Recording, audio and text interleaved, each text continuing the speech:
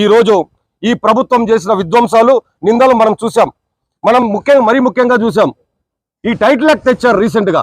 Title act implement జరిగితే ఏం జరుగుతుంది, ప్రజల పరిస్థితి ఏంటి, మన ఆస్తుల పరిస్థితి ఏంటి? ఈ రోజు మనం ప్రజలకందరూ కూడా మనమందరం కూడా ఈరోజు ఉద్యమంలోకి వెళ్తే కొంతమంది న్యాయవాదులు, వైఎస్ఆర్సీపీ న్యాయవాదులకు అనుకూలంగా న్యాయవాదులను పంపించి ఈ రోజు ఆ క్రమాన్ని కూడా మనం ఆపడం చూసాం. కనీసం ఎవరు స్వేచ్ఛగా తమ వాదనను వినిపించడానికి కూడా వీలు లేని పరిస్థితులు కల్పించారు. ఇటువంటి తరుణంలో ఈ ప్రభుత్వం, ఈ ముఖ్యమంత్రి మరలా ఒక మారు రాష్ట్రంలో పాలనలోకి వస్తే ఖచ్చితంగా మన పరిస్థితులే కాదు, సామాన్యుల పరిస్థితులు కూడా పూర్తిగా హరించుకుపోతాయి. ఇప్పటికే ఎవరికి స్వేచ్ఛ లేదు, వాక్ స్వాతంత్రం లేదు. ఎవరు ఏం మాట్లాడినా మేము మీ గొంతులోకేస్తాం, మీ పీకల్లోకేస్తాం. మీ ఆఖరికి మీడియా ఛానల్స్, చిన్న మీడియా ఛానల్స్ కూడా మనం చూసాం. వాళ్ళని ఏదో విధంగా కేసుల్లోకి పెట్టి ఇరికించే క్రమం చేశారు. మరి ముఖ్యంగా కొన్ని కోర్టులు ఏదైతే తీర్పు ప్రభుత్వానికి అనుకూలంగా రాలేదనో సాక్షాత్తు జడ్జిలను దూషించిన పరిస్థితి కూడా మనం చూసాం. ఇటువంటి తరుణంలో న్యాయ వ్యవస్థ అంటే కనీసం ఇంగిత జ్ఞానం లేకుండా కేవలం కక్షపూరితంగా పరిపాలన చేసినటువంటి ఈ జగన్మోహన్ రెడ్డి లేకపోతే అందుకో ఒక 4-5 మంది చేసిన ఈ పరిపాలనని మనం ఖచ్చితంగా వ్యతిరేకించాల్సిన అవసరం ఉంది.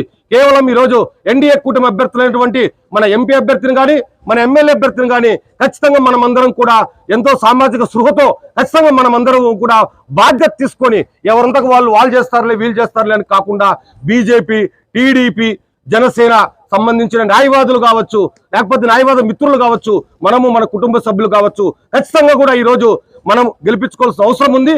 అటువంటి పరిస్థితులు ఆసన్నమైనాయి. ఖచ్చితంగా మనం అందరం కూడా ప్రజలకు తెలియజేసి వీలైతే మనమంతా బాధ్యత తీసుకొని ఖచ్చితంగా జనసేన, టీడీపీ, బీజేపీ ఉమ్మడి కూటమి ప్రభుత్వాన్ని తెచ్చుకుందాం. ఆ క్రమంలో ముందుకెళ్దాం. ఖచ్చితంగా మీరు కూడా ఆశిస్తున్నాం.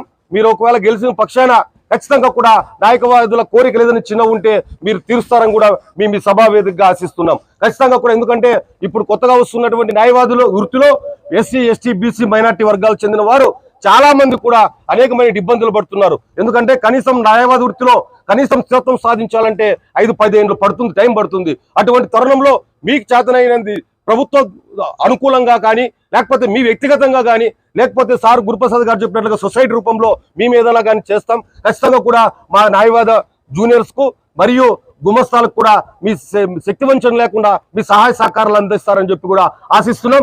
మరి ముఖ్యంగా ఈ సందర్భంగా ఎందుకు మనం ఈరోజు అంబికా లక్ష్మణ్ గెలిపించుకోవాలంటే ఖచ్చితంగా కూడా ఒక బీసీ సామాజిక వర్గానికి చెందిన వ్యక్తి, ఖచ్చితంగా సౌమ్యుడు, ఇటువంటి వ్యక్తి చట్టసభల్లోకి పార్లమెంట్కి వెళ్తే ఖచ్చితంగా ఈ ప్రాంత సమస్యలు కూడా